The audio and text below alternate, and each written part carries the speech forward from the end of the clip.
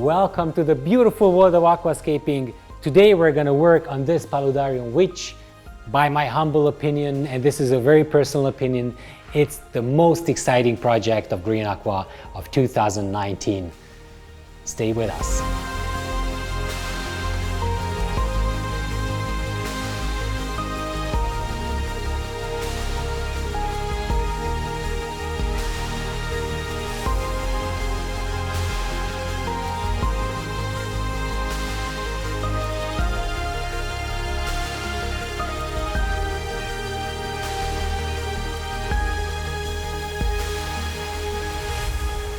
This is a 90 centimeter cube.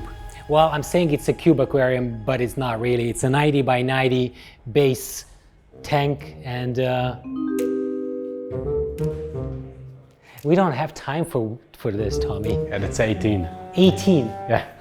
I didn't think that this is gonna be so nice. The whole thing has started to be so exciting for me that I can't wait to plant it. I just cannot express how excited I am to do this. I'm not gonna do it alone though. I'm gonna do it with Tommy. Very extra. Yeah, I'm prepared for Christmas now. Looks good. This is my ugly Christmas t-shirt for this year. It's much better than your usual t-shirt, so let's just keep it like that. Right, before we move on, we have to explain to our viewers what happened since the last episode. Just don't get enough of me.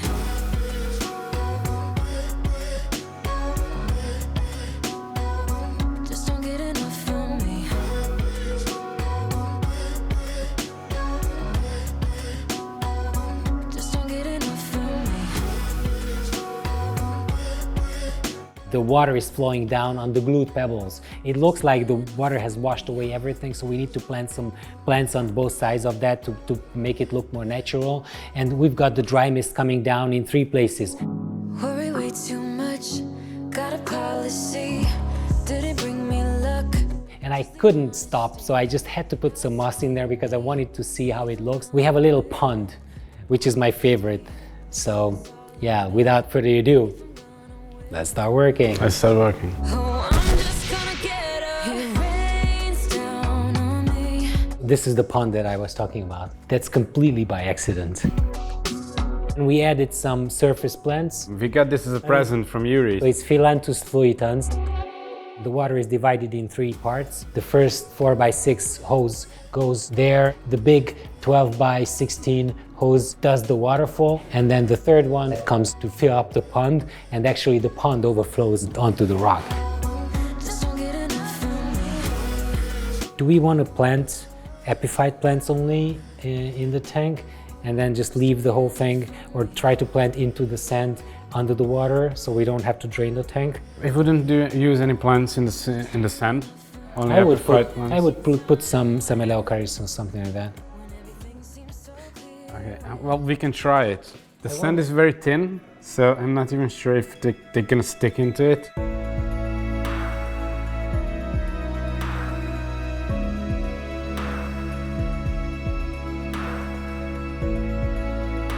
I started cleaning the plants, started with the Anubias Nana Mini, and I'm gonna tie those to some little pebbles. Actually, you will see all the plants in the descriptions.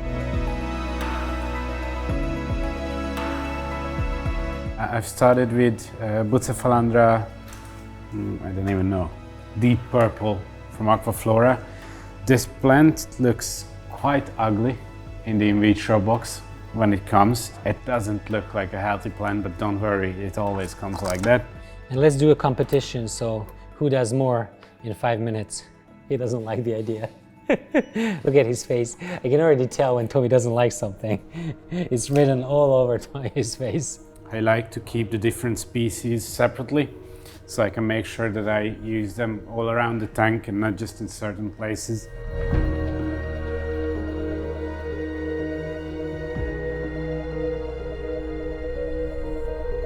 This is Bobitis deformis from Aquaflora, which I find very, very difficult to keep underwater. But on the other hand, it looks very, very nice in dry environments, in humid environments. It actually develops very quickly. I have it at home as well in my vivarium, so I plan to use this somewhere on the edge of the water and the dry part.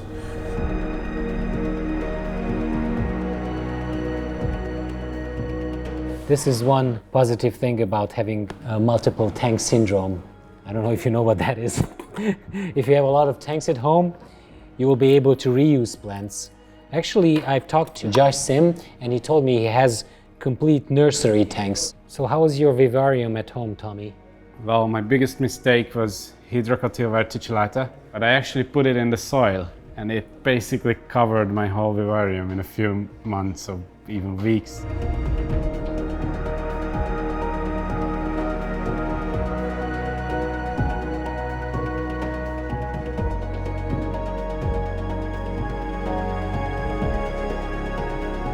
After visiting the ADA and seeing all the paludariums, I'm really thinking about just ditching the whole tank I have at the moment and build a vertical one. So we can put some Marsilea in the sand and that will run away in the sand. It's gonna be nice. I had enough of this reach line tying. I want this to be over. I want to start planting. So we're gonna start planting the Bucephalandras. This is the wavy leaf. This is the Bucephalandra red. And this is the Anubias pinto. And I'm gonna probably put this somewhere in the middle where I can see it better.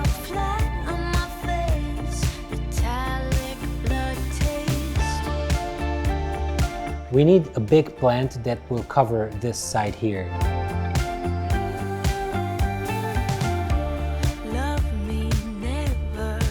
Tommy, can I leave the Bucephalandras at the top of the tank? Will they grow out of the tank? If their bottom is in the water, they're gonna be fine. Or even if they're in humid place, so where the mist actually reaches them, they should be fine. So what did you want to do with the Bolbitis deformis? Just on the edge of the water.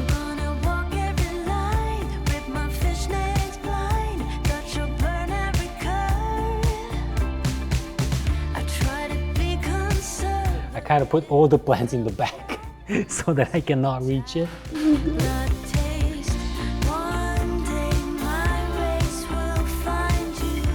The good thing about planting these plants above the water is that you don't have to care about them coming up. So you can actually just place them wherever you want and they're gonna get some roots and just grow from there. Tommy has already started to plant the background. Make sure that we cover the little pipe.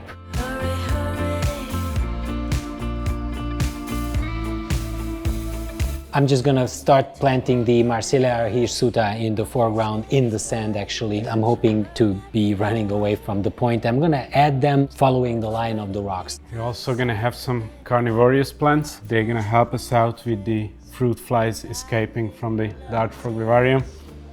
Hopefully. Oh, cool. We have quite a lot. Yeah, I just found some fruit flies in the kitchen as well.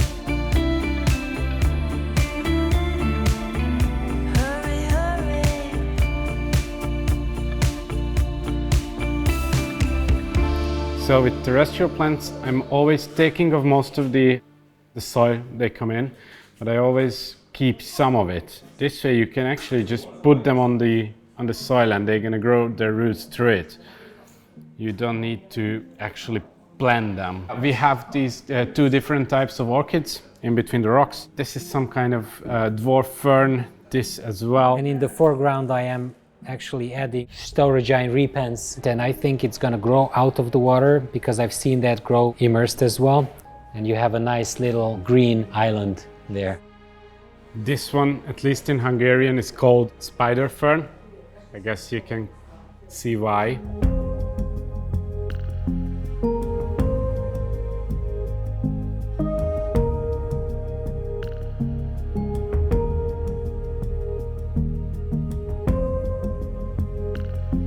What kind of planting is that? Yeah. You just threw them in. Yeah, exactly. And what kind of mess did you do there? Explain in there? Do your thing.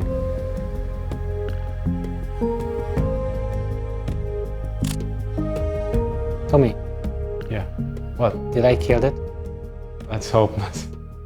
Put it back. You didn't see this. So what is the biggest plant that we have? Because here we actually need to put big Well, plants. it's actually this one, Yeah? and So like that? also this one. Both these gonna have even bigger leaves than they do have now. We have a little bit of Ricardia here with me, and I'm just gonna take some of it and just place it on the rock.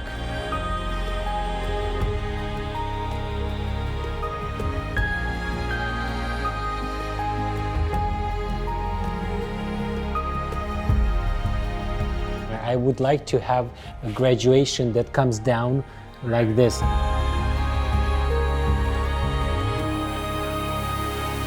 As long as we're at the lights, we are using the same system as we did when this was a simple aquarium. The only change is that we had one of the tubes replaced to a 2700K tube, so it's quite yellowish, which looks very nice on the terrestrial plants. Did you see that whatever you put here, I don't know what kind of moss this is. Yes? It's like blooming or happening. Can you not touch it, please? Like, plants do not like poking. He keeps poking the plants. That's not working.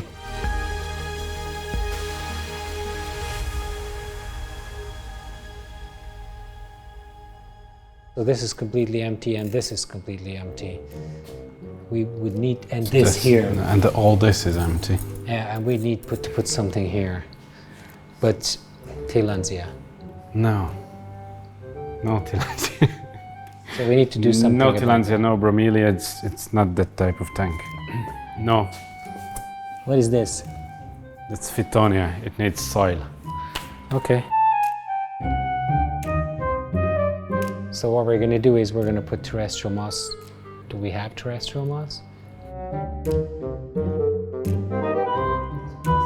Okay, so I found a rock that was covered with moss outside in the garden.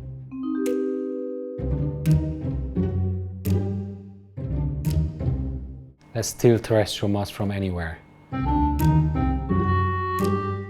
This is the advantage of working after hours. Nobody's gonna notice what we're doing here. Okay, so actually Attila used up what we've had for order for a client, and now you are stealing what he used up.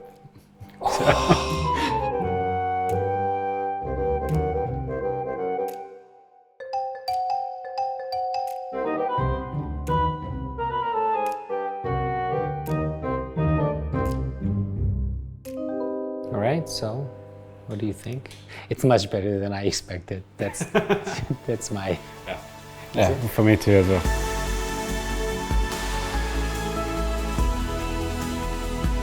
And now I see that we have very limited space. So the aquarium itself is quite small for a project like this. All right. So let us know in the comments what you think about it. Tommy, once again, good job. I'm quite happy with what we did here. I hope that you guys are also happy. And if you like this video and if you like our creation, please do not forget to subscribe to the Green Aqua YouTube channel. Hit that like button as well. And we'll see you next week. Take care. Bye. Goodbye.